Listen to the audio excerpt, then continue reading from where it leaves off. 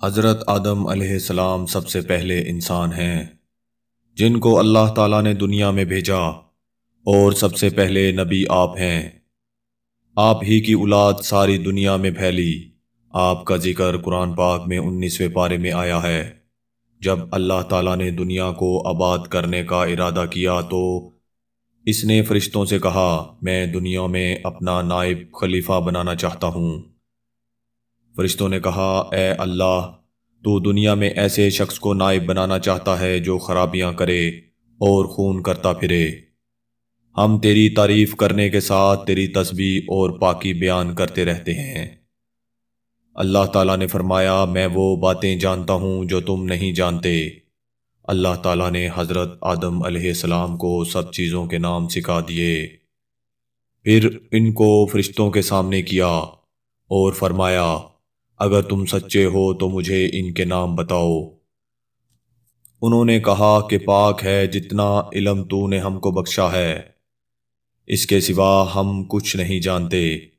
پھر اللہ تعالیٰ نے فرشتوں کو حکم دیا کہ تم آدم علیہ السلام کو سجدہ کرو، تو وہ سب سجدے میں گر پڑے مگر شیطان نے سجدہ نہ کیا۔ اس کا ذکر پہلے بھی آیا ہے۔ اللہ تعالیٰ نے حضرت آدم علیہ السلام سے کہا کہ تم اور تمہاری بیوی جنت میں رہو اور جہاں سے چاہو کھاؤ پیو، مگر ایک خاص درخت کے متعلق حضرت آدم علیہ السلام کو منع کر دیا کہ اس کے قریب بھی نہ جانا، ورنہ تم بھی ظالموں میں سے ہو جاؤ گے۔ اس طرح اللہ تعالیٰ نے حضرت آدم علیہ السلام کا امتحان لیا کہ دیکھیں یہ ہمارا کہاں مانتے ہیں یا بھول جاتے ہیں اور شیطان کے بہکائے میں آ جاتے ہیں۔ شیطان جو پہلے ہی حضرت آدم علیہ السلام سے ناراض تھا کہ اس کی وجہ سے وہ خدا تعالیٰ کے دربار سے نکلا اور خدا تعالیٰ کی لعنت اس پر ہوئی، اور اس نے قسم کھائی تھی کہ میں حضرت آدم علیہ السلام اور اس کی اولاد کو قیامت تک بہکاتا رہوں گا کہ اللہ تعالیٰ کا کہا نہ مانے اور خوب برائیاں پھیلائے۔ وہ حضرت آدم علیہ السلام اور ان کی بیوی حضرت حوا علیہ السلام کو برابر بہکاتا رہا کہ اس درخت کا پھل تم ضرور کھاؤ، اس کے کھانے سے تم فرشتہ بن جاؤ گے، جنت میں سے کبھی نہ نکلو گے۔ آخر ایک دن حضرت آدم علیہ السلام اور ان کی بیوی حضرت حوا بھول سے شیطان کے بہکائے میں آ گئے اور درخت کا پھل کھا لیا۔ پھل کھاتے ہی دونوں ننگے ہو گئے اور جنت کا لباس ان کے بدن سے غائب ہو گیا، اور وہ جنت کے پتوں سے اپنے جسم کو چھپانے لگے۔ اللہ تعالیٰ نے حضرت آدم علیہ السلام سے کہا کہ ہم نے کہہ دیا تھا کہ اس درخت کے پاس بھی نہ جانا اور شیطان کے کہنے میں نہ آنا، وہ تمہارا دشمن ہے۔ تم اس کے کہنے میں آ گئے، اب تم اور حوا جنت سے چلے جاؤ اور دنیا میں جا کر رہو۔ حضرت آدم علیہ السلام کو جنت سے نکلنے اور شیطان کے بہکائے میں آنے کا بہت رنج ہوا، اور بہت عرصہ تک اللہ تعالیٰ سے معافی مانگتے رہے اور روتے رہے کہ اللہ تعالیٰ مجھے معاف کر دے۔ آخر کار اللہ تعالیٰ کو رحم آیا اور حضرت آدم علیہ السلام کو یہ دعا سکھائی کہ اے ہمارے رب، ہم نے اپنے اوپر ظلم کیا اور تو ہم پر رحم نہیں کرے گا تو ہم بڑا نقصان اٹھانے والوں میں سے ہو جائیں گے۔ تو حضرت آدم علیہ السلام نے یہ دعا گڑ گڑا کر مانگی، اور اللہ تعالیٰ تو بہت رحم کرنے والے ہیں۔ جب کوئی بندہ گناہ کر لیتا ہے اور سچے دل سے توبہ کر لیتا ہے کہ اے اللہ، یہ گناہ تو مجھ سے غلطی سے ہو گیا ہے، آئندہ ایسا نہ کروں گا، تو وہ معاف کر دیتے ہیں۔ چنانچہ حضرت آدم علیہ السلام کو بھی اللہ تعالیٰ نے معاف کر دیا، اور پھر کہا کہ تم اور تمہاری اولاد دنیا میں رہو، اور یہ یاد رکھو کہ جب میری طرف سے کوئی نبی میری ہدایت لے کر تمہارے پاس آئے تو تم اس کا کہا ماننا، جو میرے بھیجے ہوئے نبیوں کا کہا مانے گا اس کو پھر نہ کوئی خوف ہوگا اور نہ غم ہوگا، اور جو لوگ میرے نبیوں کی بات کو نہیں مانیں گے اور ہماری آیتوں کو جھٹلائیں گے وہ دوزخ میں جائیں گے اور وہ ہمیشہ اسی میں رہیں گے۔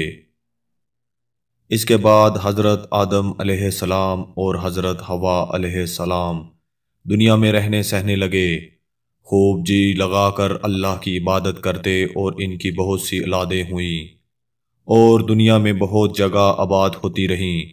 حضرت آدم علیہ السلام اپنی اولاد کو یہی بات بتاتے رہے کہ تم کبھی شیطان کے بہکائے میں نہ آنا، وہ تمہارا دشمن ہے اور ہم کو بری باتیں کرنے کے لیے بہکاتا رہتا ہے۔ ہمیشہ اللہ کی عبادت کرنا، سچ بولنا، کسی پر ظلم نہ کرنا، ایک دوسرے کی نیک کاموں میں مدد کرتے رہنا۔ آخر کار حضرت آدم علیہ السلام 900 سال زندہ رہ کر وفات پا گئے۔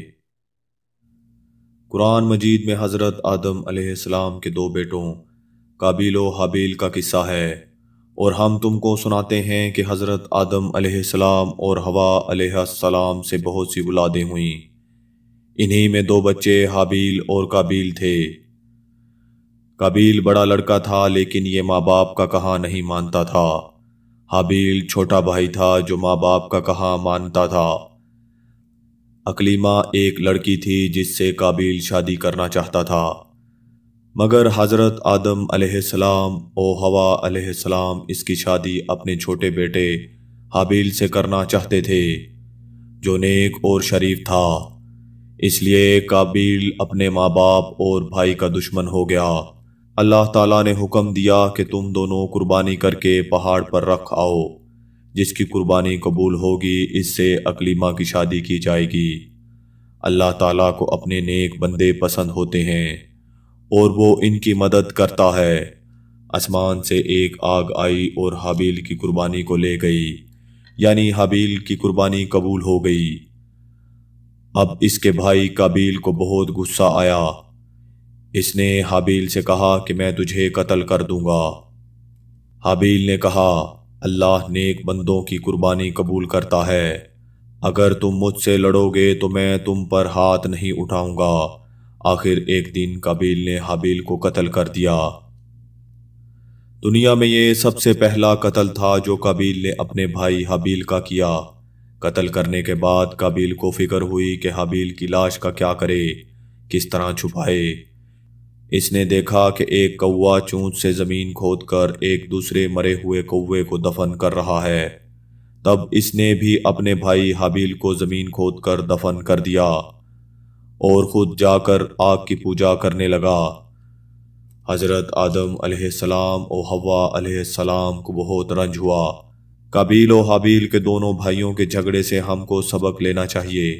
ہمارا حقیقی بھائی یا مسلمان بھائی اگر ہم پر زیادتی کرے تو بہتر یہ ہے کہ ہم صبر کریں اور اپنے بھائی پر ہاتھ نہ اٹھائیں۔